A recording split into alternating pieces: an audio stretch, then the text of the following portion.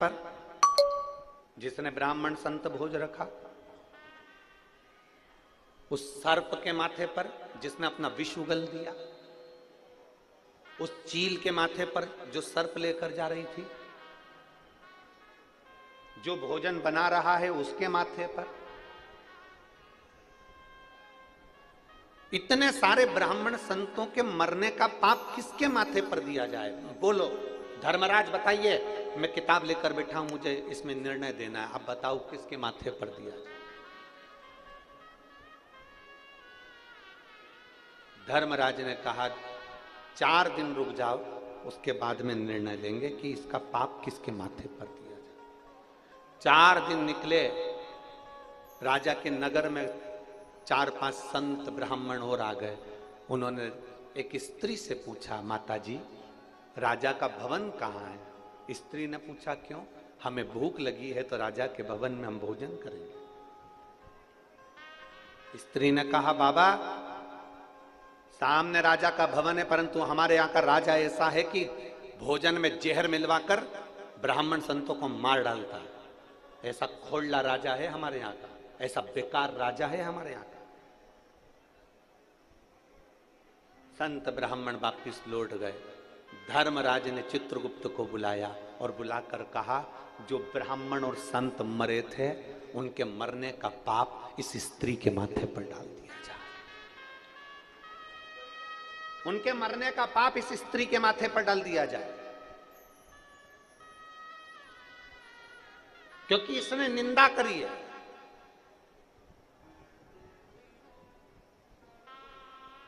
ये निंदा कर रही है। एक छोटी सी निंदा सामने वाले के पाप को हमारे माथे पर चढ़ा देती है।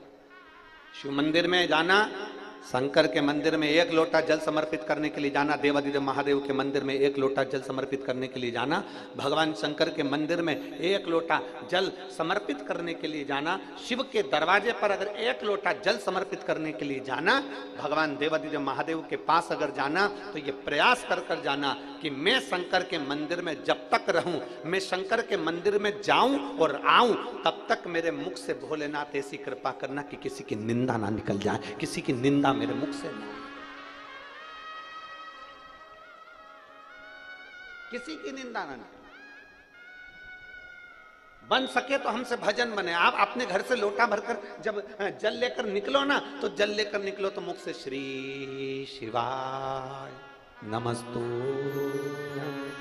श्री शिवाय नमस्तु, श्री शिवाय नमस्तु। जब आप निकले अपने घर से, भगवान का मंत्र जाप करते हुए चलें, श्री शिवाय नमस्तुभ्यम बोलते हुए चलें, पंचाक्षर मंत्र नमः शिवाय बोलते हुए चलिए, षडाक्षर मंत्र ओम नमः शिवाय बोलते हुए चलिए, भगवान का भजन गुनगुनाते हुए चलिए।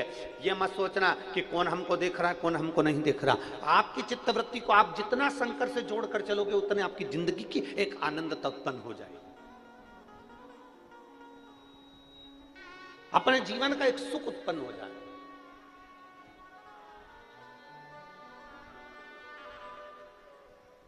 अपने भजन के बल को बढ़ाइए, अपने भाव को बढ़ाइए, अपने भाव।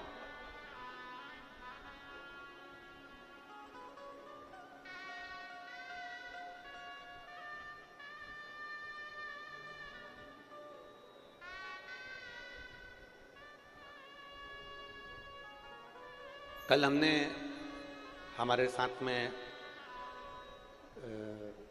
माननीय प्रकाश जी के साले जी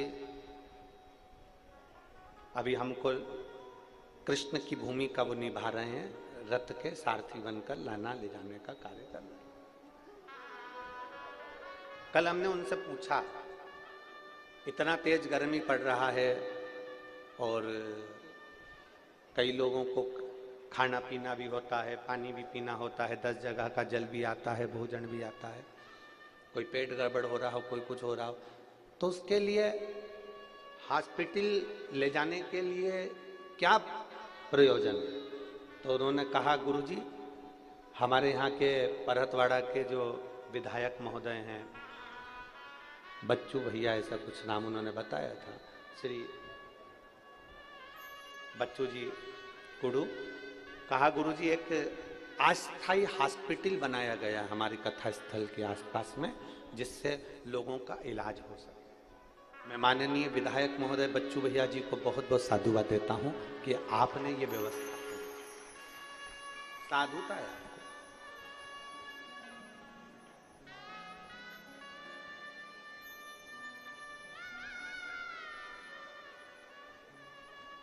बताया कि कुछ बसें भी चलवाई जिससे निशुल्क लोग जाना आना कर रहे हैं। हम उनको बहुत साधुता देते हैं, बहुत साधुता। एक विधायक होने पर ऐसा निर्मल भाव अगर आपके अंदर शंकर जी के प्रति है तो ये शिव की ही कृपा है और आपके माता पिता की कृपा है। साधुता।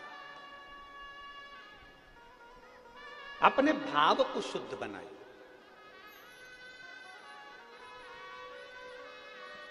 और जब तक अपना भाव शुद्ध नहीं होगा ना, भगवान नहीं मिलेगा। एक बड़ी सुंदर बात आती है, संत बनना सरल है पर सरल बनना कठिन है। मेरी जीजियों, संत कोई भी बन सकता है पर सरल नहीं बन पाता।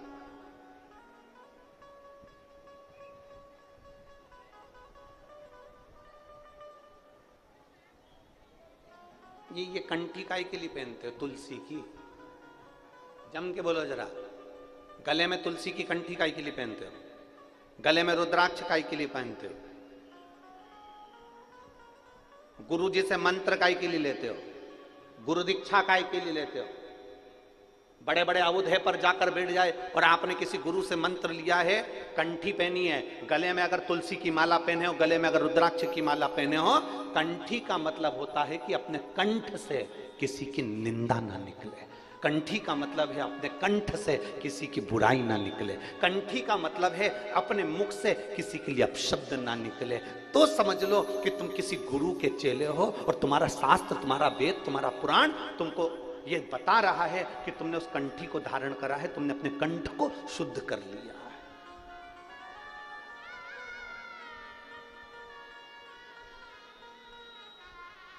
कंठी का मतलब केवल ये नहीं है कि हमने दिखावा कर दिया कि हमने अपने गुरु का मंत्र ले लिया। कंठी का मतलब ये नहीं है कि हमने दिखावा कर लिया और हम उस गुरु के चेले हो गए ना। कंठी लेने का मतलब है कि कंठ से किसी के लिए अपशब्द ना निकले, कंठ से कोई आड़ी टेढ़ी बात ना निकले।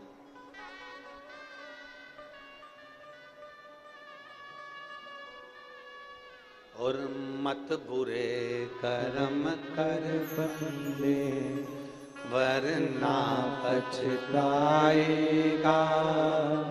भगवान की आंखों से तू बच नहीं पाएगा, तू बच नहीं पाएगा। अरे ओ अज्ञानी मत कर नादानी, कर्म का फल भी तू ही पाएगा, जैसा किया तूने तेरे आगे आएगा।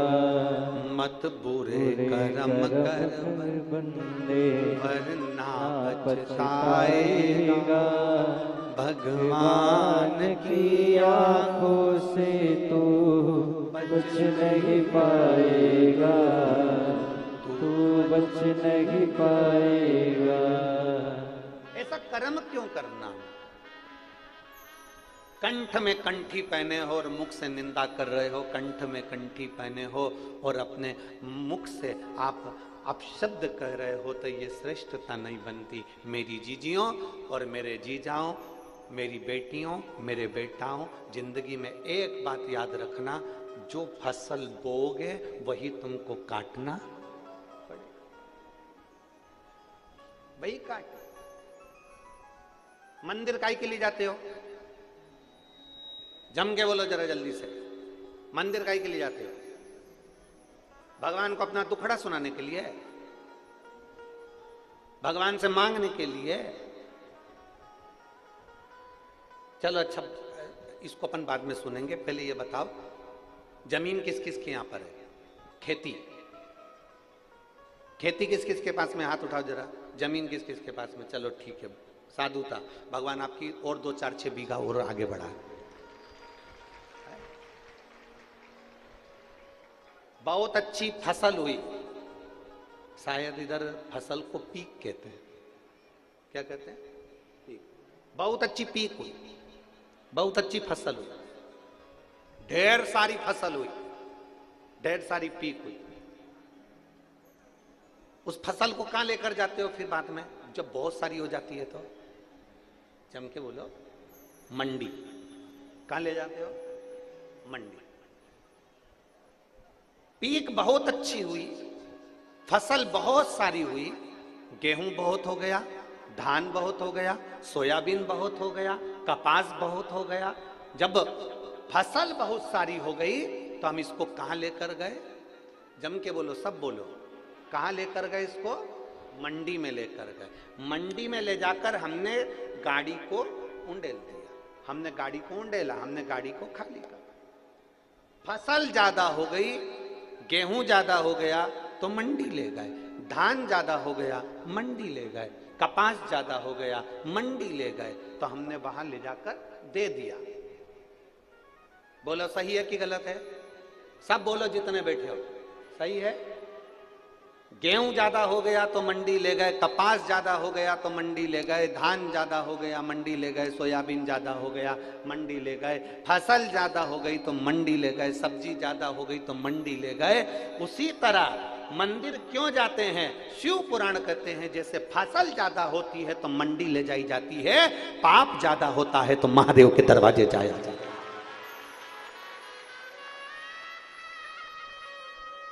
मंडी में जाकर फसल को खाली करा जाता है और मंदिर में रोज जब हम देव अधिदेव महादेव को लोटा भर के जल चढ़ाने जाते हैं ना, तुमको तो मालूम भी नहीं पड़ता हमारे ऊपर जो जो पाप चढ़ा हुआ होता है वो धीरे धीरे जल चढ़ाते चढ़ाते जब हम महादेव के सामने अपने शीश को झुकाते हैं तो जैसे ट्राली, बैलगाड़ी, जैसे फसल की गाड़ी खाली हो जाती है, जब हम महादेव के आगे शीश झुकाते हैं तो हमारे ऊपर का पाप भी खाली हो जाता है, पाप भी खाली।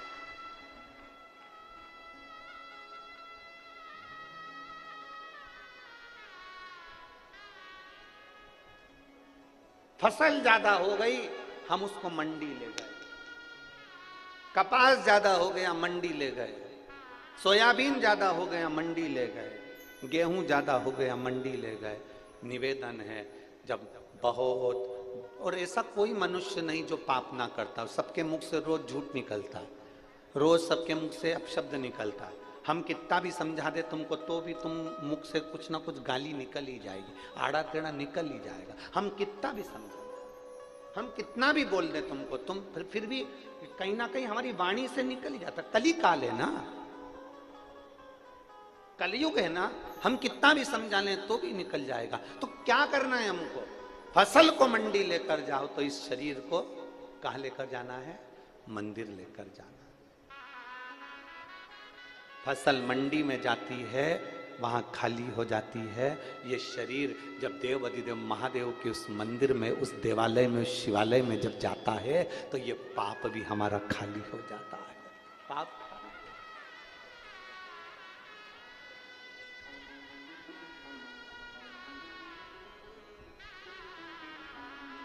और मेरे बाबा दया करना,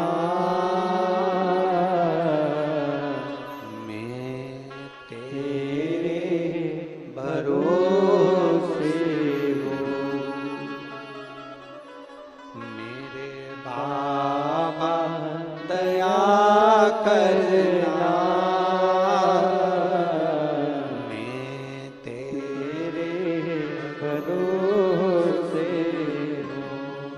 ना घर